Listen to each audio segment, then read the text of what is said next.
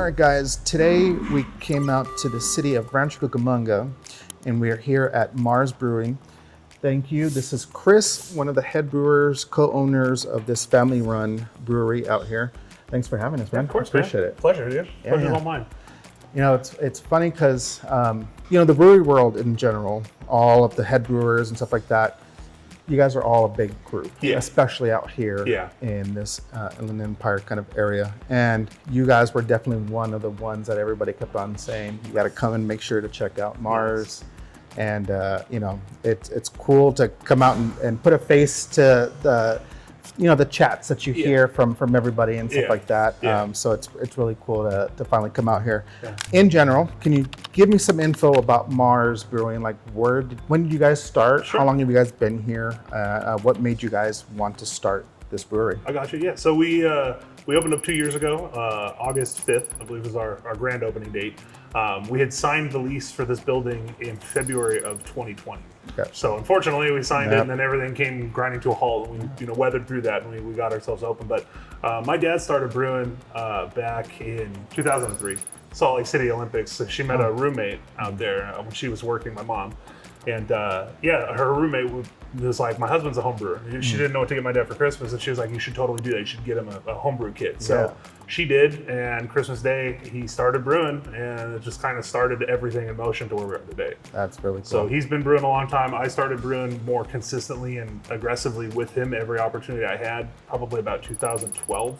So just been honing my skills doing that. And Mars comes from the street that we started this on. It was ourselves and then two of our neighbors kind of were like in part of like a homebrew club situation. And we're doing what we loved, and people started to kind of vibe with what we were brewing, and we were like, we can do something with this. That's awesome. When it comes to the name, is it technically affiliated to where you guys started at? Yeah, that's where we really got the name from, because like where we grew up, or where I grew up and where we started this, all the streets were all like solar system named, everything. That's cool. It was like Ptolemy, Pluto, Earth, Jupiter. So it was like everything was all space kind of around that.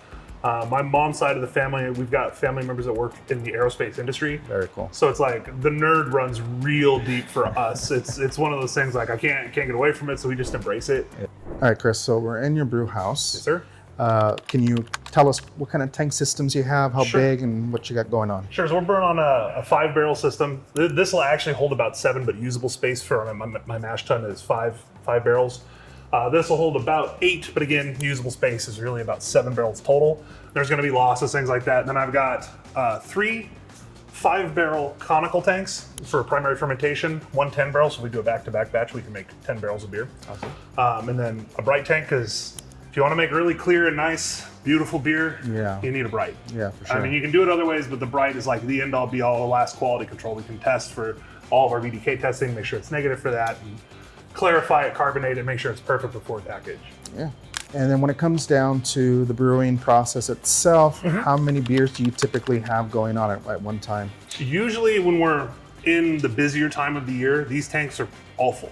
Okay. Like everything in here is ripping. Usually we have seltzer going in the 10 because we move a lot of seltzer. So we'll do 10 barrels of seltzer, 5 barrels over here, 5 barrels of something else. Sometimes we'll do a 3-barrel batch just to have something really quick to churn, to have something innovative and fun. We know it's going to go fast, so we'll do that. And then I'll have stuff lagering in either the bright of the 10 or the 5. So it's usually pretty full in here. Right now, it's a little bit of the slower part of the year for us. So it's, we have brew days pretty much every weekend now for the next 5 weeks to fill all the tanks. But we had a little bit of a vacation, and now we're getting back at it. Yeah, I hear that. And then when it comes to the different styles of beer, how many would you say you like to rotate around? Or I mean, I know it's a little broad and hard, but let's say, how many would you like to have minimally at a time? So we try to strive to have something for everybody here. And it's really kind of a little bit of an unattainable thing because we don't do a lot of sours. We are changing that. We are doing a new sour very soon here. It's actually in my rotation. We're going to put in these tanks.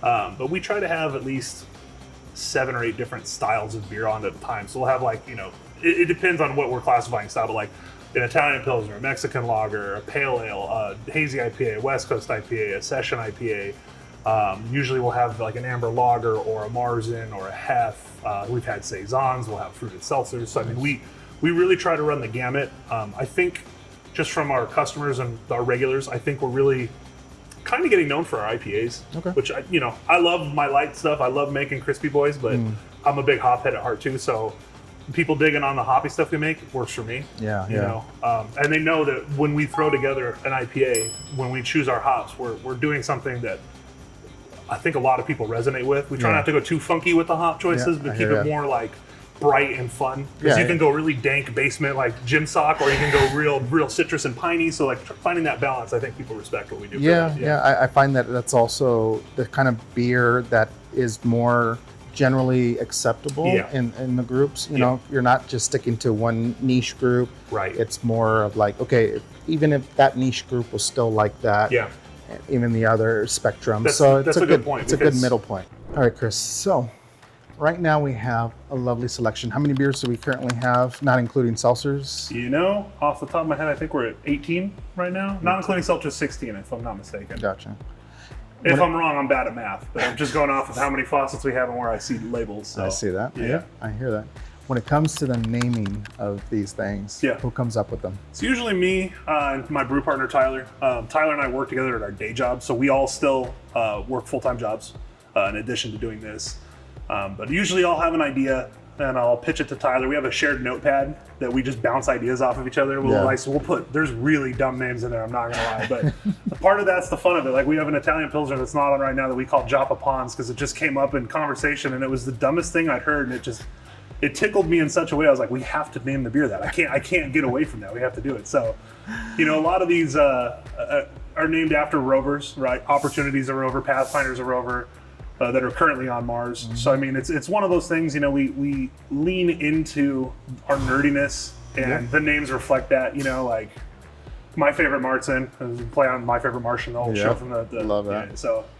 Yeah, I see that some ties to space in general, but then you have some ties to movies and franchises, which I love. That's fun. All right, so when it comes to the different styles of beers, who comes up with that, and what's determined why we're doing that style? Gotcha. Yeah. So a lot of times it's me. We'll listen to the feedback of like my parents, my partners in this, my brew assistant. If he's like, hey man, I think we should be doing like the Italian Pilsner, I think was kind of my dad's idea. I had a recipe kind of kicking around for it for a little bit, but I never really like, we should put that on because, we have quite a few light beers already, and they trust me to make the right decisions, when it comes to executing whatever the concept is.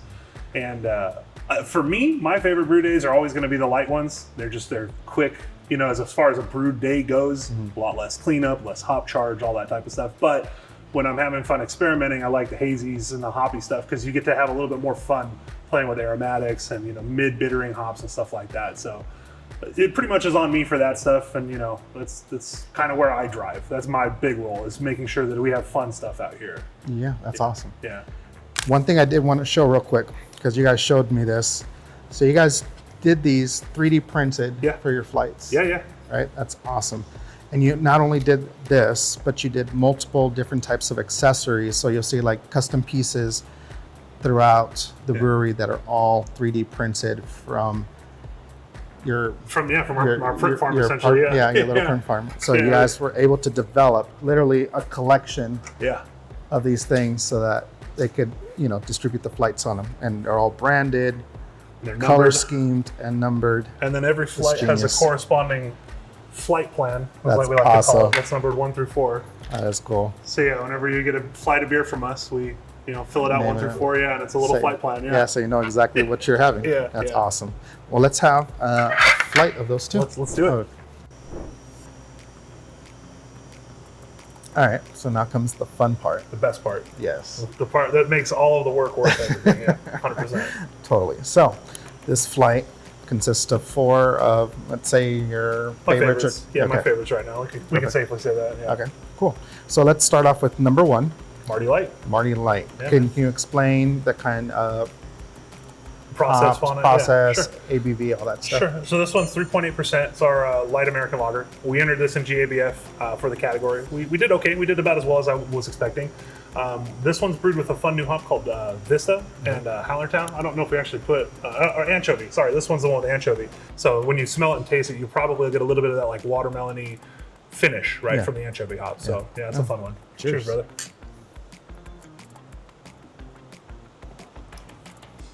Mm-hmm. Yep. Yeah, for sure. Yeah, without being aggressive, without being like it's fruited. Yeah. No, it's very nice. Really light. Yeah. All right, so number 2, we have Opportunity. Yes, sir. Speak about it. So Opportunity was our 2-year anniversary beer. I wanted to do something that was a hoppy pils, nice and approachable. If you like hoppy stuff, you like it. If you don't like hoppy stuff, give it a shot because it's only 35 IBUs. It's not crazy.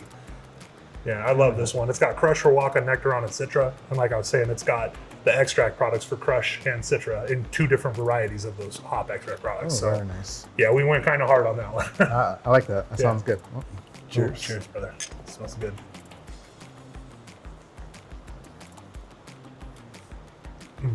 Yeah. That one's really good. All right, number 3, we have Pathfinder. Good old Pathfinder.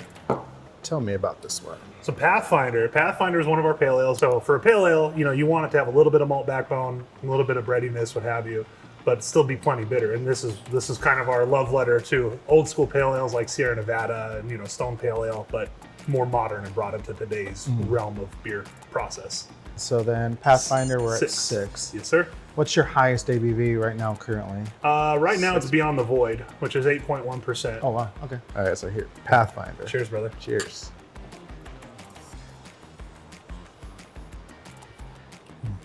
Oh, that one's fun. Yeah.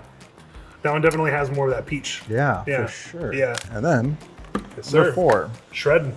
Shredding the heavens. Shredding the heavens. Another super clear, clarified really nicely. Beautiful. Yeah. And this beer is 100% Citra. So all Citra products, we use Citra Dynaboost, Citra Hyperboost, T90 pellet hops, cryo pellet processed hops. So coupling that with the Hyperboost and Dynaboost products, making a nice even 6.5%, 65 IBUs, more bitter than everything we've had so far. But yeah, it's a good one. It's super stripped back on the malt profile, but very, very Citra forward. Oh, it's a good one.